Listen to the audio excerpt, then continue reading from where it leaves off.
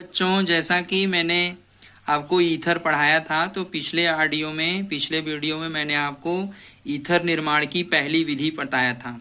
Ether निर्माण की पहली विधि में मैंने आपको बताया था एल्कोहल के निर्जलीकरण के द्वारा ईथर का निर्माण।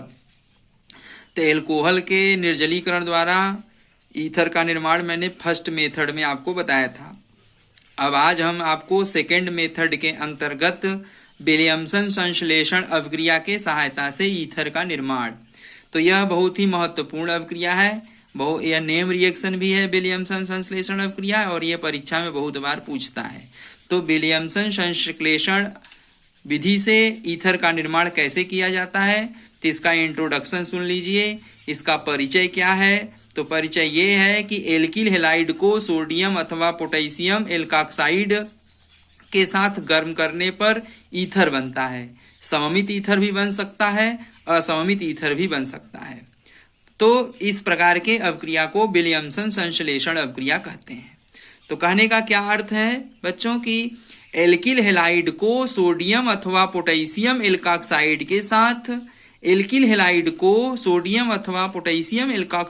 साथ गर्म करने पर ईथर प्राप्त होता है। तो इस अवक्रिया को विलियमसन संश्लेषण अवक्रिया कहते हैं। जैसा कि मैंने यहाँ लिखा है, एल्किल हैलाइड को सोडियम अथवा पोटेशियम एल्काक्साइड के साथ गर्म करने पर ईथर, सममित ईथर अथवा असममित ईथर प्राप्त होता है। तो इस अवक्रिया को विलियमसन संश्लेषण अवक्रिया कहते हैं। जैसे मैंने देखिए यहाँ पर अवक्रिया भी एक लिखा हुआ है, तो हमने यहाँ लिया है सोडियम एल्काक्साइड। तो सोडियम एल्काक्साइड का सूत्र है RONA। RONA सोडियम एल्काक्साइड का सूत्र है। RO के ऊपर ऋण चार्ज है और सोडियम धनायन है। तो सोडियम एल्काक्साइड एक धातु एल्काक्साइड है। इसकी क्रिया हम एल्किल हैलाइड RX से करा रहे हैं। तो जब इसकी क्रिया हम एल्किल हैलाइड से जब कराते हैं, गर्म करते हैं, तो हमारा ईथर बनता है, ROR ईथर बनता है और NaX हमारा बाहर हो जाता है। सोडियम हैलाइड बाहर हो जाता है और ROR ईथर का निर्माण हो जाता है। और यह अवक्रिया नाभिक स्नेही प्रतिस्थापन अवक्रिया के अंतर्गत आती है। तो नाभिक स्नेही प्रतिस्थापन अवक्रिया दो प्रकार से होती है, SN1 और SN2। तो विलियमसन संश्लेषण अवक्रिया हमेशा SN2 की क्रिया विधि चलती है, हमेशा SN2 ही क्रिया पाई जाती है। इसमें SN1 की क्रिया नहीं होती है, SN2 की क्रिया होती है। इसलिए हमने अवक्रिया पर ही लिख दिया है SN2 की क्रिया। तो यहाँ पर हम लेते हैं उदाहरण, विलियमसन संश्लेषण का हम उदाहरण लेते हैं। तो उदाहरण नंबर 1 है हमारा। जैसे मैंने यहाँ पर उदाहरण लिया है सोडियम एथॉक्साइड। तो उदाहरण लिया है सोडियम एथॉक्साइड धातु एल्काक्साइड है। तो धातु एल्काक्साइड में हमने कौन सा उदाहरण लिया है? Sodium ethoxide. और एल्किल हैलाइड में हमने कौन सा उदाहरण लिया है? Ethyl iodide. तो धातु सोडियम एथॉक्साइड की क्रिया सोडियम एथॉक्साइड को एथिल आयोडाइड के साथ, सोडियम एथॉक्साइड को एथिल आयोडाइड के साथ गर्म करते हैं तो die ethyl ether C2H5O C2H5 die ethyl ether का निर्माण होता है और सोडियम आयोडाइड बाहर निकल जाता है। इसी प्रकार हमारा दूसरा एग्जाम्पल है। देखिए हमने दूसरा एग्जाम्पल लिया है टर्सरी ब्यूटिल एल्कोक्साइड। तो टर्सरी ब्यूटिल एल्कोक्साइड हमने लिया है, टर्सरी ब्यूटिल एल्कोक्साइड हमने लिया है। तो यहां पर हमारा हेडिंग होगा सोडियम 2 मेथिल प्रोपाक्साइड।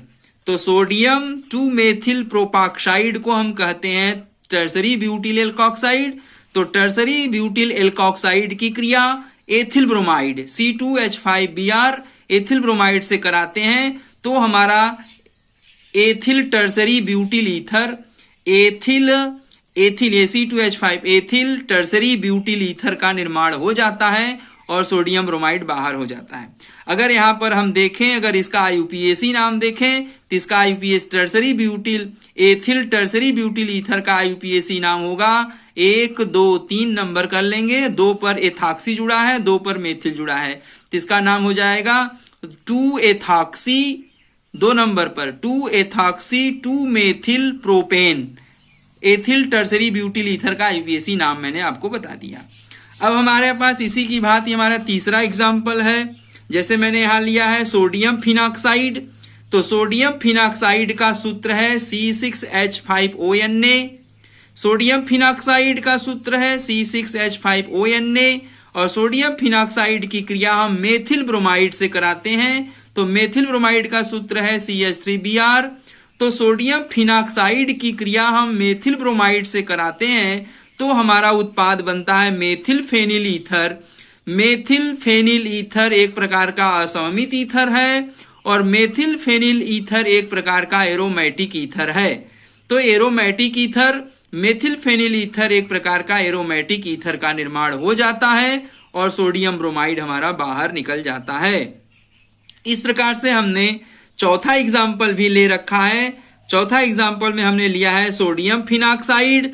तो सोडियम फिनॉक्साइड की क्रिया हम एथिल आयोडाइड से कराते हैं, तो सोडियम फिनॉक्साइड का सूत्र है C6H5ONA सोडियम फिनॉक्साइड। तो सोडियम फिनॉक्साइड को हम एथिल आयोडाइड, तो एथिल आयोडाइड का सूत्र है C2H5I। तो एथिल आयोडाइड के साथ गर्म करते हैं। किसको गर्म करते हैं? सोडियम फिनॉक्साइड को एथिल आयोडाइड के साथ गर्म करते हैं तो हमारा उत्पाद बनता है एरोमेटिक असममित ईथर बनता है। तो एरोमेटिक असममित ईथर कौन सा बनता है, उसका नाम क्या है? तो उसका नाम है एथिल फेनिल ईथर। तो हमारा यहाँ ऊपर मैंने एरोमेटिक ईथर बनाया था, लेकिन कौन सा ईथर था? मेथिल फेनिल ईथर था। और हमने दूसरे एग्जाम्पल में एरोमेटिक ईथर के एग्जाम्पल में बनाया है एथिल फेनिल ईथर और सोडियम आयोडाइड बाहर निकल जाएगा। तो ये है विलियमसन संश्लेषण अवक्रिया के सहायता से ईथर का निर्माण। तो विलियमसन संश्लेषण अवक्रिया के सहायता से ईथर का निर्माण कैसे किया जाता है, हमने 4 एग्जाम्पल लेकर के आपको समझा दिया। अब हम क्या करते हैं, यहाँ पर आगे हम लेंगे इसकी क्रियाविधि। तो इसकी क्रियाविधि भी हम आपको समझा दें। तो इसकी क्रियाविधि हमने आपको पहले भी बताया था कि जो है ईथर की जो क्रियाविधि होगी, विलियमसन संश्लेषण में जो क्रियाविधि होगी वह SN2 की क्रियाविधि होगी। किसकी क्रियाविधि होगी? SN2 की क्रियाविधि होगी। तो SN2 की क्रियाविधि कैसे चलती है? SN2 की क्रियाविधि एल्किल हैलाइड, सोडियम एल्कोक्साइड और जो है एथिल आयोडाइड। तो सोडियम एथॉक्साइड और एथिल आयोडाइड दोनों पर निर्भर करेगी। इसका दर, अभिक्रिया की दर दोनों पर निर्भर करेगा। तो SN2 की क्रिया होगी और SN2 की क्रिया में क्रियाविधि एक ही पद में होता है और संकरण अवस्था से होकर जाता है। जैसा कि मैंने आपको पिछले ऑडियो में बताया है, प्रतिस्थापन अभिक्रिया के अंतर्गत बताया है कि प्रतिस्थापन अभिक्रिया में क्रियाविधि एक ही पद में होता है और संकरण अवस्था से होकर के जाता है। तो यहाँ पर देखिए कैसे होता है, हम आपको समझा दें। हमने लिखा है, आपको सुना दें। तो हमारे पास क्या होगा? सोडियम एल्कोक्साइड अर्थात इसका नाम है सोडियम एथॉक्साइड। तो सोडियम एथॉक्साइड का सूत्र है C2H5ONA। तो सोडियम एथॉक्साइड का सूत्र है C2H5ONA। तो यह वियोजित हो जाता है। तो वियोजित होता है तो किसमें क्या बनता है? एथॉक्साइड बनाता है, एथॉक्साइड आयन बताता है, एथॉक्साइड आयन बनाता है। एथॉक्साइड आयन का सूत्र क्या है? C2H5O ऋणायन। C2H5O ऋणायन एथॉक्साइड आयन बनता है और सोडियम धनायन में वियोजित हो जाता है। तो जो सोडियम एथॉक्साइड, जब ये सोडियम एथॉक्साइड वियोजित होता है तो एथॉक्साइड आयन और सोडियम आयन में वियोजित होता है तो एथॉक्साइड आयन नाभिक स्नेही समूह का निर्माण हो जाता है। अब एथॉक्साइड आयन नाभिक स्नेही समूह का जब निर्माण हो जाता है तो यहाँ पर एथॉक्साइड आयन नाभिक स्नेही समूह एथिल आयोडाइड के कार्बन पर तेजी से आक्रमण करता है। तो एथॉक्साइड आयन देखिए कैसे हमने तीर से दिखाया है। एथॉक्साइड आयन एथिल आयोडाइड के कार्बन पर आक्रमण करता है बहुत तेजी से। तो यहाँ से आयोडीन निकलता है और यह आक्रमण बहुत तेजी से होता है तो संकरण अवस्था बन जाता है, ट्रांजिशन स्टेट बन जाता है, संक्रमण अवस्था बन जाता है। अब संक्रमण अवस्था का चित्र कैसे होगा, हमने यहाँ बना दिया। तो यहाँ एक कार्बन से इधर H जुड़ा है, इधर H जुड़ा है, इधर CH3 जुड़ा है, इधर I जुड़ा है। अब एक तरफ से हमारे पास क्या होगा? Ethoxide ion C2H5O ethoxide ion धीरे धीरे कार्बन से जुड़ेगा तो आयोडीन एरिडाइन हमारा धीरे धीरे बंध को छोड़ देगा। तो यह अवक्रिया की दर, बंध बनने की दर और बंध टूटने की दर समान रहता है। तो बंध बनने और बंध टूटने का दर समान है, इसीलिए SN2 है। तो यहाँ पर एथॉक्साइड C2H5O और कार्बन के बीच में धीरे धीरे बंध बनता है, बॉन्ड मेकिंग होता है, इसलिए हमने BM लिखा हुआ है। और कार्बन और आयोडीन के बीच में बंध धीरे धीरे टूटता है, तो बंध टूटता है तो हमने यहाँ बंध टूटने को यहाँ बॉन्ड ब्रेकिंग कहते हैं, इसलिए हमने BB दिखाया है। तो यहाँ धीरे धीरे बॉन्ड ब्रेकिंग होता है और यहाँ धीरे धीरे बॉन्ड मेकिंग होता है संकरण अवस्था में। तो धीरे धीरे संकरण अवस्था के बाद अवक्रिया धीमे धीमे होती है, तो स्लो गति से diethyl ether C2H5O C2H5 diethyl ether का निर्माण हो जाता है और आयोडीन रिडायन बाहर निकल जाता है। अब जो आयोडीन रिडायन विलयन में जो आयोडीन रिडायन बाहर निकलता है, तो उसी विलयन में हमारा सोडियम धनायन मौजूद है। तो विलयन में उपस्थित सोडियम धनायन और आयोडीन रिडायन आपस में मिलकर सोडियम आयोडाइड का निर्माण कर देते हैं। तो यह तो हुआ विलियमसन संश्लेषण अवक्रिया की क्रिया विधि हुई। कैसी क्रिया विधि? SN2 ही होगी हमेशा, यहाँ SN1 नहीं होता, हमेशा यहाँ SN2 होता है। क्योंकि इसकी विशेषता ये है कि हम जब एल्किल हैलाइड लेते हैं तो सदैव एल्किल हैलाइड हम प्राथमिक एल्किल हैलाइड से ही क्रिया कराते हैं। ये नोट पॉइंट आप जान लीजिए, बहुत ही मोस्ट इंपॉर्टेंट बात है कि जब हम एल्किल हैलाइड में विलियमसन संश्लेषण की अवक्रिया कराते हैं तो एल्किल हैलाइड कौन सा लेता है? हमेशा हम प्राथमिक एल्किल हैलाइड ही लेकर के विलियमसन संश्लेषण अवक्रिया कराते हैं। तो नोट पॉइंट जान लीजिए, जब हम हमेशा प्राथमिक एल्किल हैलाइड लेकर के ही धातु एल्काक्साइड से क्रिया कराते हैं तो विलियमसन संश्लेषण अवक्रिया होती है, तो हम हमेशा प्राथमिक एल्किल हैलाइड लेते हैं। तो प्राथमिक एल्किल हैलाइड में तो हमेशा SN2 की क्रिया ज्यादा होती है। तो SN2 की क्रिया प्राथमिक हैलाइड में सबसे ज्यादा मेथिल हैलाइड, SN2 की क्रिया सबसे ज्यादा, मैंने आपको पीछे पढ़ाया है कि SN2 की क्रिया सबसे ज्यादा मेथिल हैलाइड में होता है। उससे कम 1 डिग्री हैलाइड में होता है, उससे कम 2 डिग्री हैलाइड में होता है और उस सबसे कम 3 डिग्री हैलाइड में होता है। तो यहाँ पर हम ले रहे हैं 1 डिग्री हैलाइड, तो 1 डिग्री हैलाइड में SN2 की क्रिया सबसे ज्यादा होगी और SN1 की क्रिया सबसे कम होगी। यह बात हम आपको क्रिया विधि में भी समझाए थे, पिछले एल्किल हैलाइड चैप्टर पढ़ा रहे थे तब समझाए थे। यहाँ मैं आपको फिर से समझा दे रहा हूँ कि SN2 की क्रिया मेथिल हैलाइड में सबसे ज्यादा होता है और सबसे कम जो है टर्सरी हैलाइड में होता है, और SN1 की क्रिया सबसे ज्यादा टर्सरी हैलाइड में होता है और सबसे कम मेथिल हैलाइड में होता है। तो सेकेंडरी तो हमारा SN1 की क्रियाशीलता का क्रम क्या है? तो SN1 की क्रियाशीलता का क्रम है टर्सरी हैलाइड में सबसे ज्यादा, उससे कम सेकेंडरी, उससे कम प्राइमरी और सबसे कम मेथिल। और SN2 की क्रियाशीलता का क्रम है सबसे ज्यादा मेथिल, उससे कम 1 डिग्री हैलाइड, उससे कम सेकेंडरी हैलाइड, उससे कम टर्सरी हैलाइड में होता है। तो हम यहाँ विलियमसन संश्लेषण अवक्रिया में कौन सा हैलाइड लेते हैं? हमेशा प्राथमिक हैलाइड ही लेते हैं, इसलिए हमेशा SN2 की क्रिया विधि होगी। तो हमने आपको विलियमसन संश्लेषण अवक्रिया किसे कहते हैं उसका परिचय बता दिया, उसका अवक्रिया बता दिया, उसकी क्रिया विधि बता दिया। अब उसका नोट पॉइंट भी जान लीजिए, बहुत से महत्वपूर्ण पॉइंट है, कुछ महत्वपूर्ण बिंदु है विलियमसन संश्लेषण अवक्रिया का, उसे भी हम आपको बता दें। तो नोट पॉइंट नंबर 1 है कि विलियमसन संश्लेषण अवक्रिया केवल प्राथमिक हैलाइड में ही होता है, प्राथमिक एल्किल हैलाइड ही लेते हैं। क्योंकि क्यों सेकेंडरी हैलाइड और टर्सरी हैलाइड नहीं लेते हैं? तो सेकेंडरी हैलाइड और टर्सरी हैलाइड में विलियमसन संश्लेषण अवक्रिया नहीं होती है। उसका कारण क्या है? उसका कारण है कि सेकेंडरी और टर्सरी एल्किल हैलाइड में विन्यासी प्रभाव के कारण, विन्यासी प्रभाव मतलब सेकेंडरी और टर्सरी हैलाइड में बड़े बड़े एल्किल समूह आकर के जुड़ जाते हैं, जिससे बहुत बड़ा ग्रुप आ जाता है जो न्यूक्लियोफाइल को आने नहीं देता है। तो जब न्यूक्लियोफाइल को आने नहीं देता है उसी को हम विन्यासी प्रभाव कहते हैं। हम आपको एल्किल हैलाइड में विन्यासी प्रभाव समझाए थे। तो विन्यासी प्रभाव के कारण विलोपन हो जाता है और विलोपन करके एल्कीन का निर्माण कर लेता है। इसलिए हम सेकेंडरी और टर्सरी हैलाइड में विलियमसन संश्लेषण नहीं हो पाता है, केवल प्राथमिक हैलाइड में ही विलियमसन संश्लेषण अवक्रिया हो पाता है। तो ये है नोट नंबर पहला। नोट नंबर पहले के अनुसार एक एग्जाम्पल भी हम आपको बता दें। यहाँ पर देखिए नोट नंबर 1 के हिसाब से एग्जाम्पल हम ले रहे हैं। हमने यहाँ लिया टर्सरी ब्यूटिल क्लोराइड। तो टर्सरी ब्यूटिल क्लोराइड का हमने यहाँ उदाहरण लिया है। उदाहरण में हमारा अगर इसका IUPAC नाम देखेंगे तो 2-chloro-2-methyl प्रोपेन है। 2-chloro-2-methyl प्रोपेन जिसको हम टर्सरी ब्यूटिल क्लोराइड कहते हैं, अर्थात 3 डिग्री एल्किल हैलाइड है।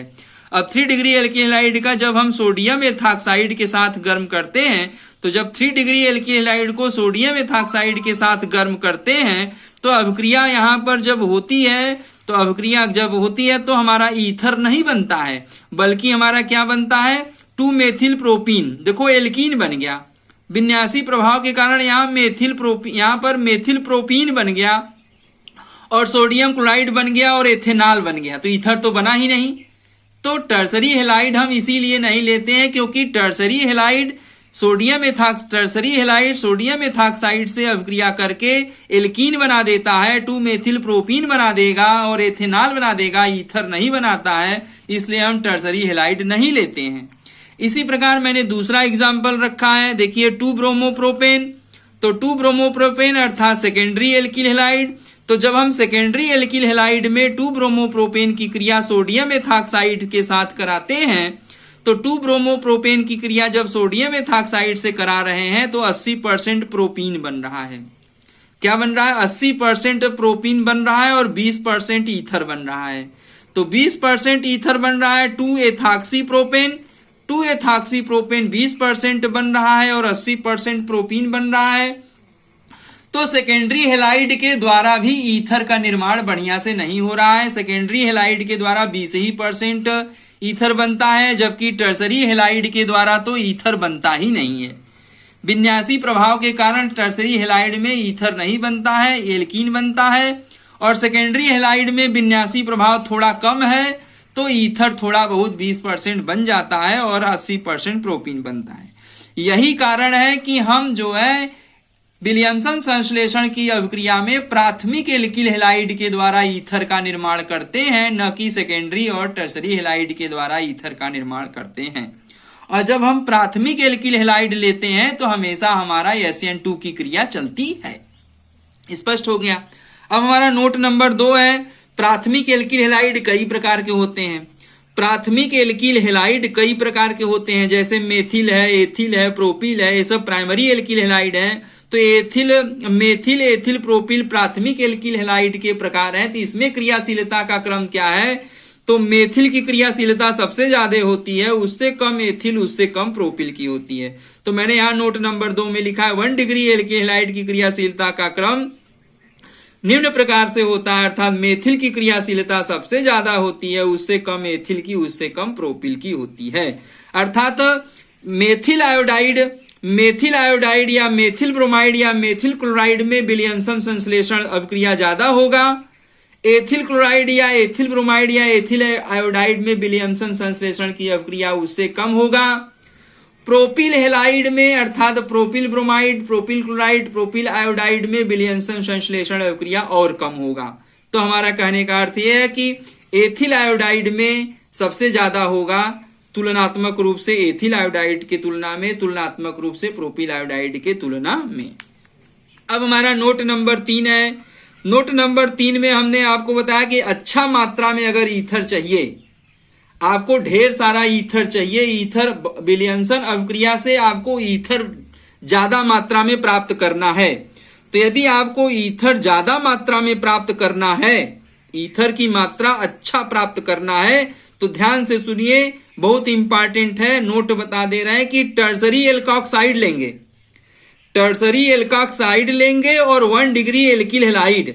तो जब 1 डिग्री एल्किल हैलाइड और टर्सरी एल्कोक्साइड की क्रिया जब हम कराते हैं तो बड़े आसानी से ईथर बनता है और बहुत ज्यादा मात्रा में ईथर बनता है। तो यदि ज्यादा मात्रा में ईथर आपको चाहिए तो आपको टर्सरी एल्कोक्साइड लेंगे और 1 डिग्री हैलाइड लेंगे। तो 1 डिग्री हैलाइड और टर्सरी एल्कोक्साइड लेकर ईथर की ज्यादा से ज्यादा मात्रा बना सकते हैं। जैसे कि मैंने यहां बनाया है, 1 डिग्री हैलाइड में मैंने यहां एथिल ब्रोमाइड लिया है और 3 डिग्री एल्कोक्साइड में हमने लिया है 2 मेथिल प्रोपाक्सी सोडियम। तो यहां पर हमने लिया है, सोडियम से शुरू करेंगे, सोडियम 2 मेथिल प्रोपाक्साइड, सोडियम 2 मेथिल प्रोपाक्साइड, जिसको हम कहेंगे टर्सरी एल्कोक्साइड। तो 1 डिग्री में मैंने एथिल ब्रोमाइड लिया और टर्सरी एल्कोक्साइड में मैंने लिया सोडियम 2 मेथिल प्रोपाक्साइड 3 डिग्री एल्कोक्साइड। इन दोनों को मिला करके जब हम गर्म करेंगे, मतलब 1 डिग्री हैलाइड में एथिल ब्रोमाइड और 3 डिग्री एल्कोक्साइड को मिला करके जब हम गर्म करेंगे तो इस प्रकार से हमारा ईथर प्राप्त होगा और ज्यादा से ज्यादा मात्रा में ईथर बनेगा। तो ये कौन सा ईथर बनता है, इसका नाम क्या होगा?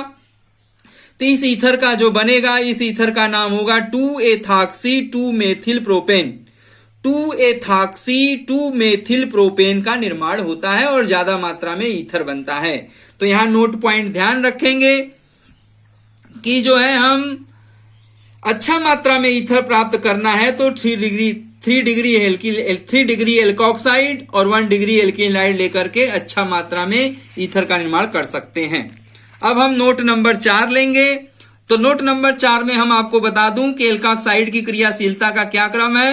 तो धातु एल्कोक्साइड अर्थात एल्कोक्साइड की क्रियाशीलता का क्रम निम्न है। 3 डिग्री एल्कोक्साइड की क्रियाशीलता सबसे ज्यादा होती है 2 डिग्री एल्कोक्साइड के तुलना में, और 2 डिग्री एल्कोक्साइड की क्रियाशीलता ज्यादा होती है 1 डिग्री एल्कोक्साइड के तुलना में। तो 3 डिग्री एल्कोक्साइड की क्रियाशीलता सबसे ज्यादा और 2 डिग्री की क्रियाशीलता 2 डिग्री एल्कोक्साइड क्रियाशीलता उससे कम और 1 डिग्री एल्कोक्साइड की क्रियाशीलता उससे कम होती है। तो हमें अच्छा मात्रा में ईथर प्राप्त करना है तो 3 डिग्री एल्कोक्साइड और 1 डिग्री एल्किल हैलाइड लेकर के अच्छा मात्रा में ईथर का निर्माण कर लेते हैं।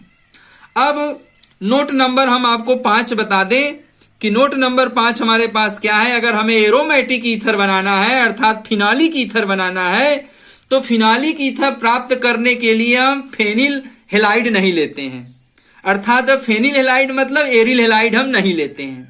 अब कहोगे कि आपको फिनालिक ईथर बनाना है और आप एरिल हैलाइड नहीं लोगे,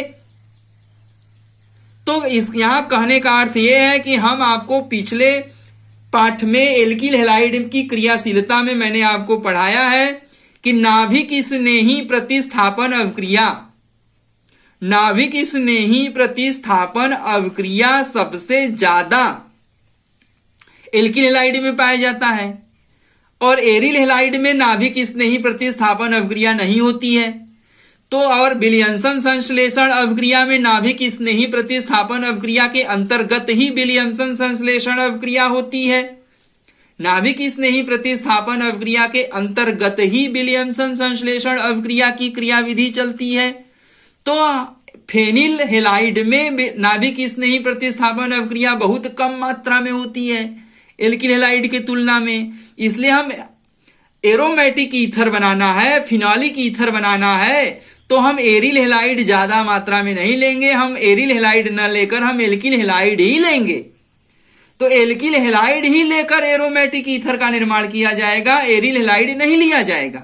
अब एरिल हैलाइड क्यों नहीं लिया जाता है तो उसकी बात मैंने स्पष्ट कर दिया कि एरिल हैलाइड में नाभिक स्नेही प्रतिस्थापन अवक्रिया एल्किल हैलाइड के तुलना में कम होता है या नहीं होता है, इसलिए हम एरिल हैलाइड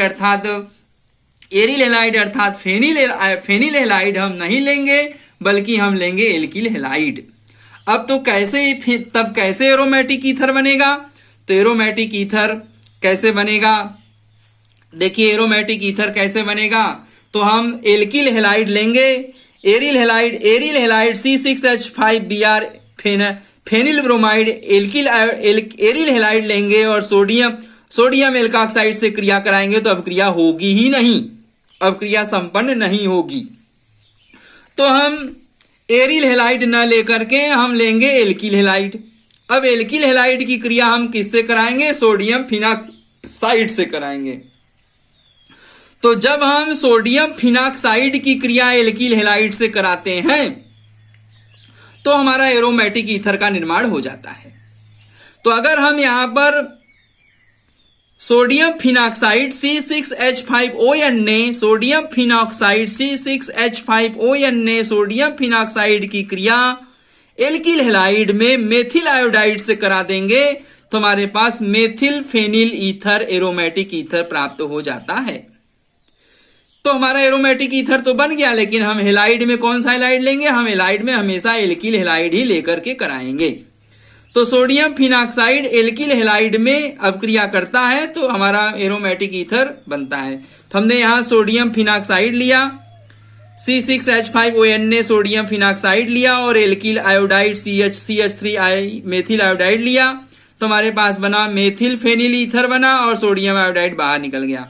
अगर हम एल्किल हैलाइड की जगह एथिल आयोडाइड ले लें, जैसा कि पीछे मैंने चौथे उदाहरण में लिया भी है, उदाहरण में बताया भी है, तो अगर हम यहाँ एथिल आयोडाइड ले लें और यहाँ सोडियम फिनॉक्साइड को ही रखें तो हमारा उत्पाद बनेगा एथिल फेनिल ईथर, जैसा कि पीछे हमने उदाहरण नंबर 4 में आपको बताया भी है। तो सोडियम फिनॉक्साइड की क्रिया जब एल्किल हैलाइड से कराया जाता है तो मेथिल फेनिल ईथर का निर्माण हो जाता है। तो ये तो हमारा हुआ ईथर का निर्माण किस विधि के द्वारा? विलियमसन संश्लेषण अवक्रिया के द्वारा ईथर का निर्माण। तो विलियमसन संश्लेषण अवक्रिया किसे कहते हैं उसका मैंने इंट्रोडक्शन बताया, परिचय बताया, उसके बाद अवक्रिया बताया, उदाहरण बताया, उसके बाद उसकी क्रिया विधि बताया, उसके बाद उसका नोट पॉइंट बताया।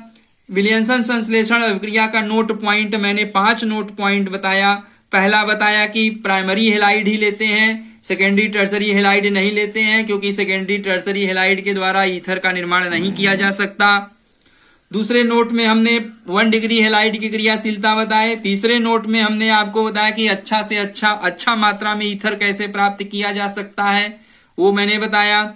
चौथे नोट पॉइंट में मैंने एल्कोक्साइड की क्रियाशीलता बताया और 5वें नोट में हमने ये बताया कि फिनोलिक ईथर यदि हमें बनाना है तो हम एरिल हैलाइड नहीं लेते हैं, क्योंकि एरिल हैलाइड में नाभिक स्नेही क्रियाशीलता एल्किल हैलाइड की तुलना में बहुत कम होता है, क्योंकि एरिल हैलाइड में CX बंध में अनुनाद के कारण आंशिक द्विबंध गुण आ जाता है, जिसके कारण उसमें एरिल हैलाइड में नाभिक स्नेही प्रतिस्थापन अवक्रिया संपन्न नहीं होती है, इसलिए ईथर का निर्माण नहीं होगा।